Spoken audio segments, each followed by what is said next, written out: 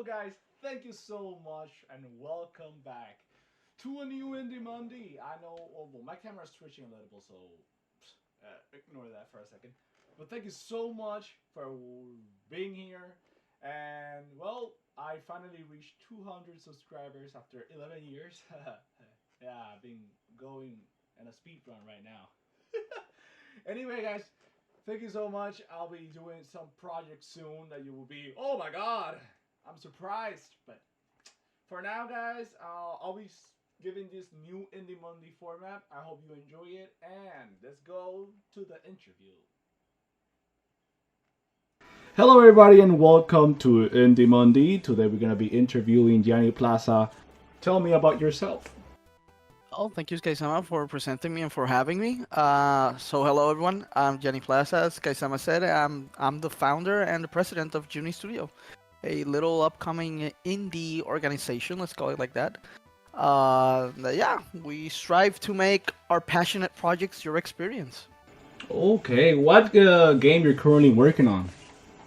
Well, right now we are working on this one is one that you played before actually on your channel. So we're working on a re-release of Fright.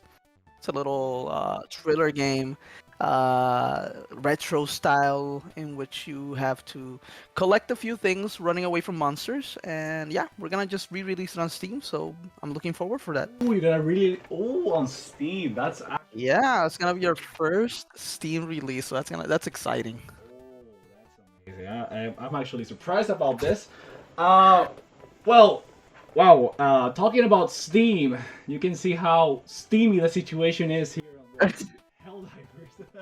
Yes, I saw that. It was a shame. But yeah, I'm glad that the gamers spoke, the PC players, and now our voice was heard, and well, you saw what happened.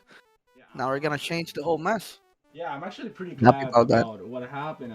It's actually pretty impressive how Arrowhead, even though they are like they strive really forward this game.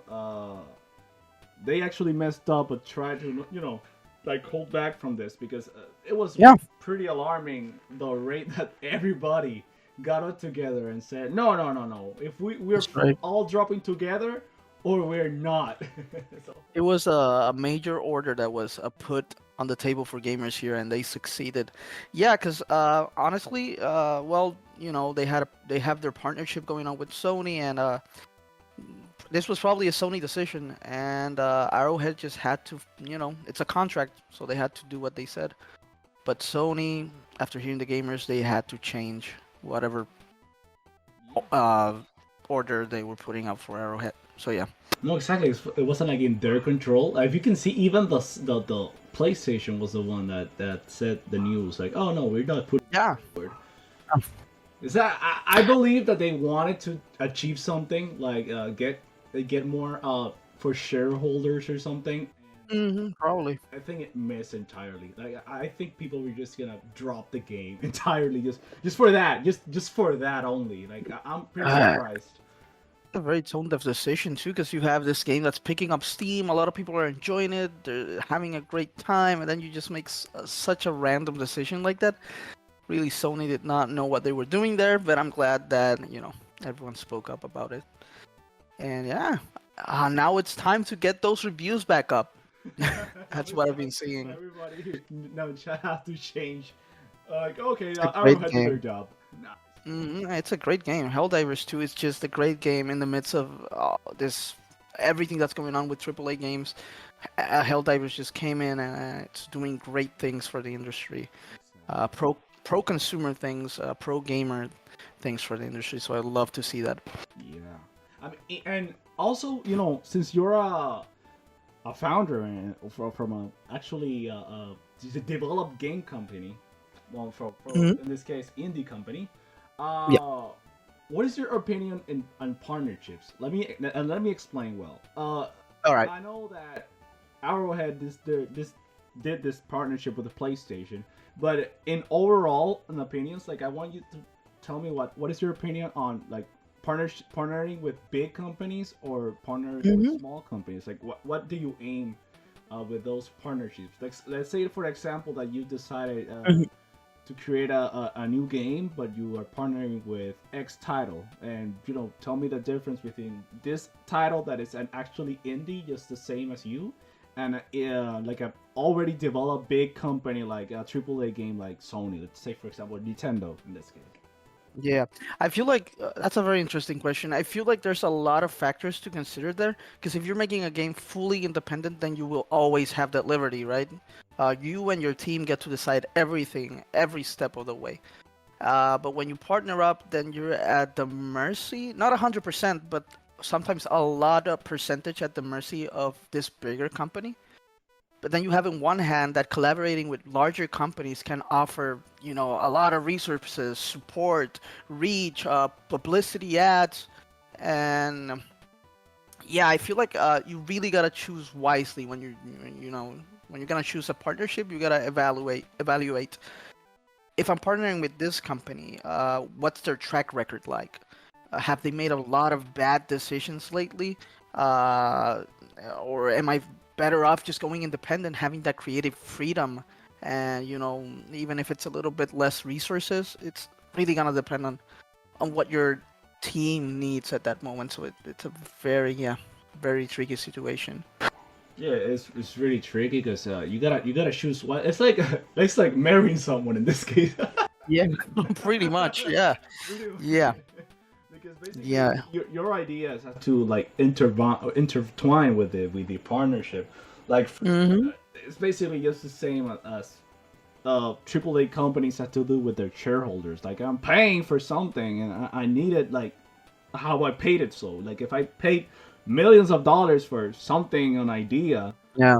I expect that to happen. So basically, it's like what you said. You gotta choose wisely what type of ideas Right. you're partnering with, because Yeah. basically that can also affect your creativity in this case. Because Yeah. example, you wanted to create an X type of game, but the partnership wanted to create a Y Another type of idea. game. You Yeah. have to create an X and Y, and it will probably go really bad.